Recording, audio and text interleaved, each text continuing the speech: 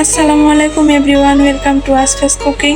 আজকের পর্বে আমি আপনাদের সাথে এমন একটি রেসিপি শেয়ার করব যা দেখতে খুবই লোভনীয় এবং খেতে ভীষণ মজাদার। তাই এই সিজনে আপনারা এই রেসিপিটা বানিয়ে দেখবেন যে কতটা লোভনীয়, এবং আমি কিন্তু আপনাদের সাথে খুবই সহজভাবে এই রেসিপিটা শেয়ার করছি। এখানে আমি প্রায় 1.5 কেজি পরিমাণ মাঝারি সাইজের আম নিয়ে নিয়েছি।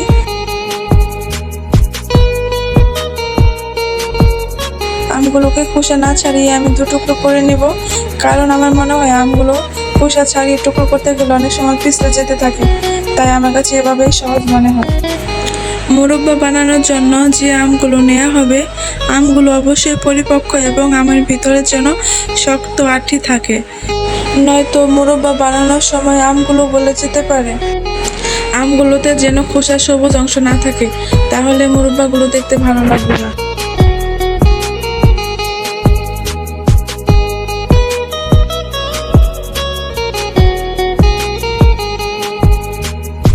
এখন আমগুলোকে আমি একটি কাঁটা চামচের সাহায্যে ছিদ্র করে নেব, আর আমগুলো এমনভাবে ছিদ্র করতে হবে যেন ভেতরের আটি পর্যন্ত গিয়ে লাগে।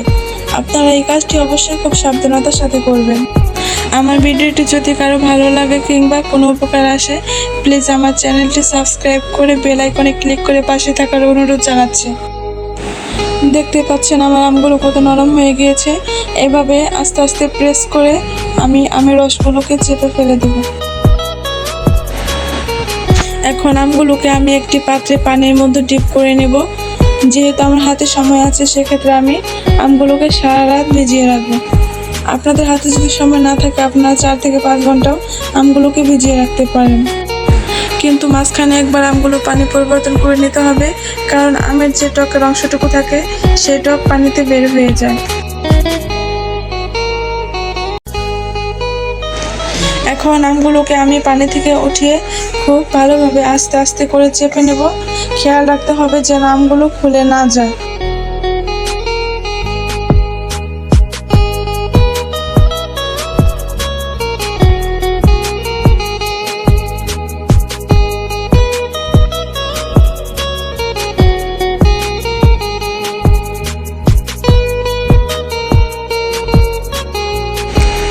তো দেখুন, আমগুলো আমি কত কেয়ারফুলি চেপে নিয়েছি। এবার একটি প্যানে অল্প পরিমাণ সরিষার তেল দিয়ে দিতে হবে। এরপর আমি আমগুলোকে হালকা বাদামি রং করে ভেজে নিব। আমগুলো খুব কড়া করে ভাজা যাবে না, নয়তো মুরব্বা খেতে কিন্তু তিতকুটি লাগবে। চুলায় মিডিয়াম আছে কিন্তু আমগুলো ভাজতে হবে।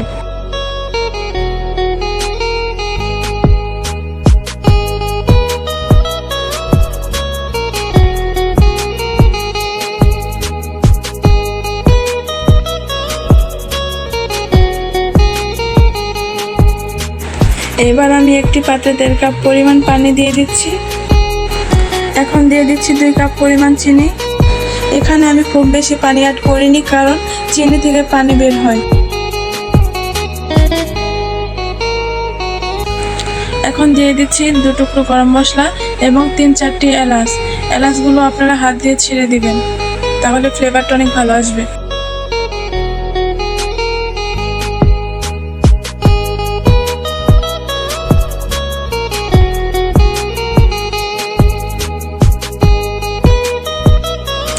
আমের পানিটা যখন শিরায় পরিণত হবে এবং ঘনত্ব হয়ে আসবে, তখন আমি আমগুলো দিয়ে দেব। টেস্ট ভালো আসার জন্য এখানে আমি 1 চিমটি পরিমাণ লবণ দিয়ে দিচ্ছি। এবারে আমগুলোকে 10 মিনিট ঢেকে রান্না করে নিতে হবে।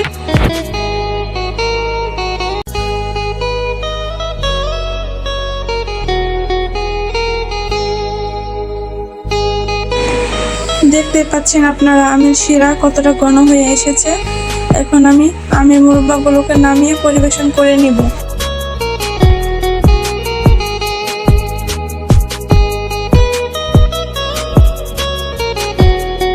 আপনারা দেখতে পাচ্ছেন মুরব্বাগুলোর কত সুন্দর কালার এসেছে এবং দেখতে কতটা লোভনীয় লাগছে। আমার ভিডিওটি যদি আপনাদের ভালো লাগে, প্লিজ ফলো দিয়ে পাশে থাকবেন এবং লাইক, কমেন্ট, শেয়ার করবেন। ভালো থাকবেন, সুস্থ থাকবেন। আসসালামু আলাইকুম।